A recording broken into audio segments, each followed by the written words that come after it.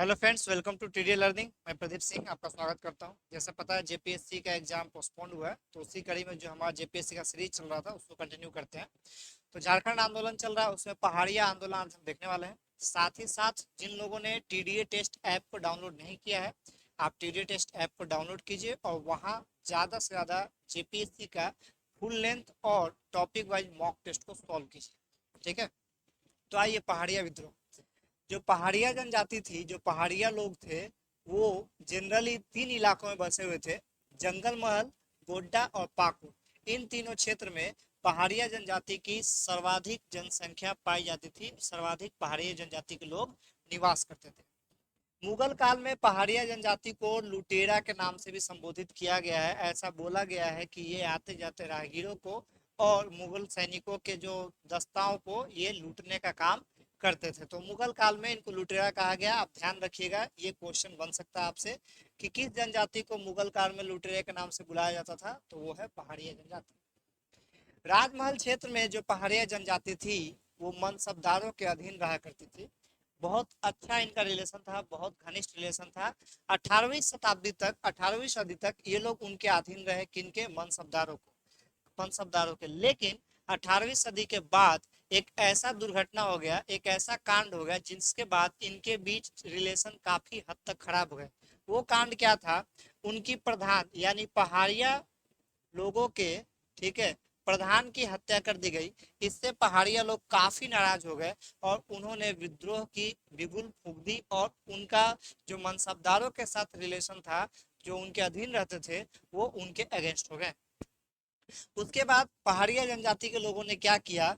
लकड़ागढ़ और खेतरीगढ़ में हमला करके वहां के जमींदारों को वहां के जमींदारों को भगा दिया और वहां के जितने किले थे उनके और जितने भी रहन सहन का चीज था उसको तहस नहस कर दिया। ठीक है, उसके बाद इस चीजों को सुधारने के लिए, इन चीजों को सुधारने के लिए पहाड़ी जनजाति के साथ अच्छा रिलेशन एस्टेब्लिश हो, इसके लिए वैरन हास्टिंग ने निर्देश दिया कैप्टन ब्रूक को। तो ध्यान रखिएगा, पहाड़िया जनजाति, एक क्वेश्चन यहाँ बन सकता है कि पहाड़िया जनजाति के लोगों को समझाने के लिए वैरन हास्टिंग के द्वारा किसको नियुक्त किया गया था? तो सही जवाब है कैप्टन ब्रूक को। तो बात बनी नहीं। ठीक है, बात बनी नहीं। उसके बाद क्लीवलैंड की एंट्री होती है और क्लीवलैंड ने क्या बोला ब्रिटिश सरकार से कि जो जनजाति लोग हैं, पहाड़ी जनजाति के लोग हैं, इनको पैसा दिया जाए, कैश, नगद दिया जाए। ठीक है, नगद दिया जाए, यानी नगद भत्ता दिया जाए, उनको पैसा दिया जाए। पैसा देने के बाद उस समय के जो नेता थे जिन्होंने इस आंदोलन को बहुत बड़े पैमाने पर उस समय लेके गए और जो जनजाति थी, पहाड़ी जनजाति, उनको इकट्ठा किए, उनका नाम था जगन्नाथ देव। जगन्नाथ देव ने क्या बोला कि ये जो है, ये अंग्रेजों की साजिश है पहाड़िया लोगों के बीच में भेदभाव उत्पन्न करने का। और इसी से पहाड़िया लोग खफा होके उन्होंने जगन्नाथ देव के नेतृत्व में विद्रोह की बिगुल फूंक दी। ठीक है, ये जो आंदोलन था पहाड़िया विद्रोह, ये जनरली तीन चरण में चला: 1772, 1778 और 1779। ये तीन चरण में आंदोलन चला।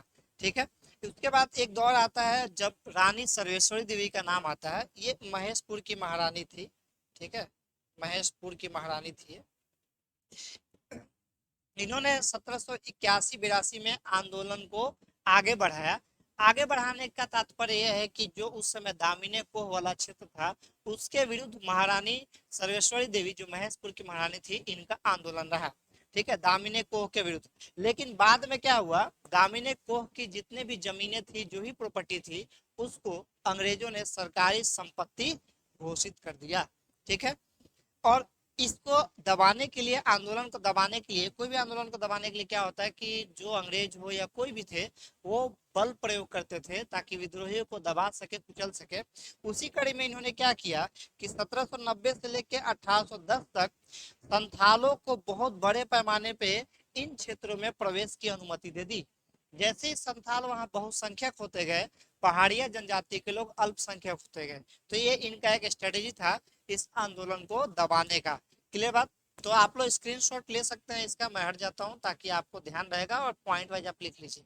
तो आज के वीडियो में इतना ही। अगले वीडियो में हम मिलेंगे तिलका मांझी आंदोलन के साथ। Wish you all the best.